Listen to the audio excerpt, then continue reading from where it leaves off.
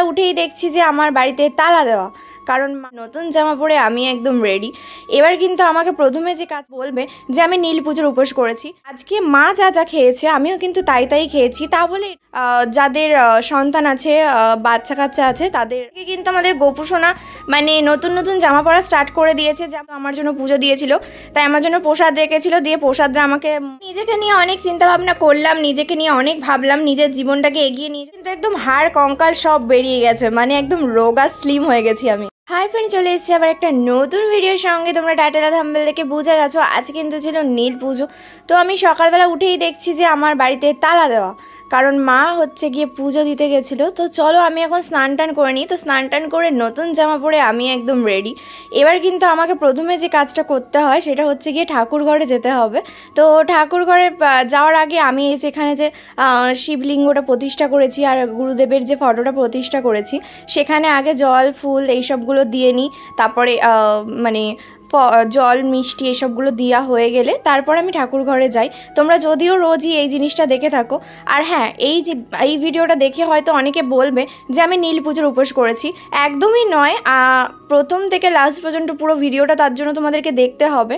আর প্রথমেই বলে রাখি যে প্রত্যেক দিনই কিন্তু আমি স্নান টান করে শিবের মাথায় জল দিই, ঠাকুরকে প্রণাম করি, ধূপ ধুনো দেখাই, এটা প্রত্যেক দিনই করি। যারা আমার প্রত্যেক দিনের ভিডিও দেখো তারা কিন্তু সবাই এটা জানো।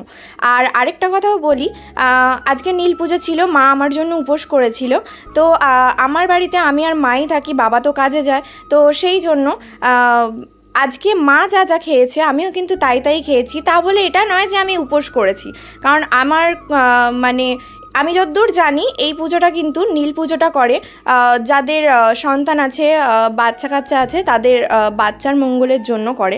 তো সেই ক্ষেত্রে আমার তো করাটা এটা হয় না। তো সেই জন্য আমি কিন্তু আগে থেকেই বলে দিলাম, কারণ আমাকে নিয়ে ছোট ছোট জিনিস নিয়ে অনেক কন্ট্রোভার্সি হয়। আমি নতুন করে চাই না আমাকে নিয়ে আর কোনো রকম কথা উঠুক, সেই জন্য প্রথমেই জিনিসগুলো ক্লিয়ার করে দিলাম। এবার দেখো ওই ঘর থেকে পুজো টুজো দিয়ে আমি এই ঘরে চলে এসেছি। আর আজকে থেকে কিন্তু আমাদের গোপু সোনা মানে নতুন নতুন জামা পরা স্টার্ট করে দিয়েছে। যেমন আমিও প্রত্যেক বছর নীল পুজো থেকে নতুন জামা পরা স্টার্ট করি, গোপু সোনাও আজকে থেকে নতুন জামা পরা স্টার্ট করে দিয়েছে। নীল পুজোর দিন পড়েছে, তারপরে চড়কের দিন পড়েছে, তারপর আবার পয়লা বৈশাখের দিন তো অবশ্যই পড়েছে। তো সেই সব ভিডিওই তোমরা দেখতে পাবে। তো তার আগে দেখো আমার পুজো দিয়ে আসা হয়ে গেছে। আর আমার মা তো আমার জন্য পুজো দিয়েছিল, তাই আমার জন্য প্রসাদ রেখেছিল, দিয়ে প্রসাদটা আমাকে মানে খাইয়ে দিল, আমিও খেয়ে নিলাম। আর এরপর কিন্তু অনেকটা বেলাও হয়ে গেছিলো, কারণ আমি অনেকটা বেলা করে ঘুম থেকে উঠেছিলাম।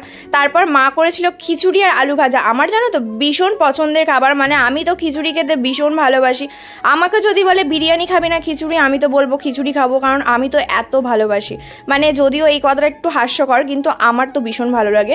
তো যাই হোক, তারপর আমি আজকে প্রথমেই স্নান টান করে নিয়েছিলাম বলে আমার বিছানাটা গুছানো হয়নি। তো তারপর আমি বিছানাটাকে গুছিয়ে নিলাম। আর তারপর একটুখানি ভিডিও এডিট করার পর দেখো আমার মা কিন্তু আমার জন্য সাবু কলা দিয়ে মেখে মিষ্টি দিয়ে নিয়ে চলে এসেছে। আর এই ফুলটা মা তখন ঠেকাতে ভুলে গেছিলো, এটা ঠাকুরের ফুল, মানে শিব ঠাকুরের পায়ের ফুল, সেটা আমাকে ঠেকাতে ভুলে গেছিলো। তো তারপর চলে এসেছিলাম ছাদে। আর তোমরা এই রিলসগুলো কিন্তু অনেক দিন আগেই দেখে নিয়েছো, নীল পুজোর দিনই আমি রিলসগুলো পোস্ট করে দিয়েছিলাম। তো আজকে দেখো আমি আবার মানে তোমাদেরকে নতুন করে বলে দিলাম। আর যারা রিলসগুলো দেখোনি তারা অবশ্যই ইনস্টাগ্রামে আর না হলে কাকুন মজুমদার শর্টসে গিয়ে অবশ্যই রিলসগুলো দেখে এসো। তো তারপর কিছুক্ষণ সময় দিদির সাথে কথা বললাম। দিদির সাথে কথা বলার পর অনেকক্ষণ সময় এখানে বসে বসে নিজের মতো করে অনেক ভাবনা চিন্তা করতে করতে করতে কখন যে সন্ধে নেমে এসছে আমি বুঝতেই পারিনি। অনেকক্ষণ টাইম আমি ছাদে কাটিয়েছি, যদিও কতটা সন্ধে হয়েছে এখানে বোঝা যাচ্ছে না। তো নিজেকে নিয়ে অনেক চিন্তা ভাবনা করলাম, নিজেকে নিয়ে অনেক ভাবলাম, নিজের জীবনটাকে এগিয়ে নিয়ে যেতে হবে সেটা নিয়ে অনেক কিছু ভাবনা চিন্তা করছিলাম। আর ছাদের দিকে তাকাচ্ছিলাম, কারণ আমি ভাবছিলাম যে ছাদে কিছু গাছ লাগাবো যেগুলো অনেক সুন্দর সুন্দর ফুল হবে। তো খুব তাড়াতাড়ি সেই গাছগুলো নিয়ে আসবো আর তোমাদেরকেও দেখাবো যে কী কী গাছ এনেছি, কী কী ফুল গাছ। তো যাই হোক, অনেকটা এবার দেখো অনেকটা সময় কাটানোর পর কিন্তু রাত হয়ে গেছিলো। আর আমি রাতের ডিনারে কী কী করেছি সেটাও তোমরা কিন্তু দেখে নাও। তোমরা কি খেয়াল করেছো আমার কিন্তু একদম হাড় কঙ্কাল সব বেরিয়ে গেছে, মানে একদম রোগা স্লিম হয়ে গেছি আমি। চলো, তোমরা তো সারাদিনের ভিডিও দেখতেই পেয়েছো। অনেকটা রাত হয়ে গেছে, অনেকটা বলতে আমার কাছে মনে হচ্ছে আজকে রাত হয়ে গেছে, কারণ আজকে আমি তাড়াতাড়ি ঘুমাবোই। তো 9:30 বাজে, এখন লুচি নিয়ে আর ঘুগনি নিয়ে বসে পড়েছি।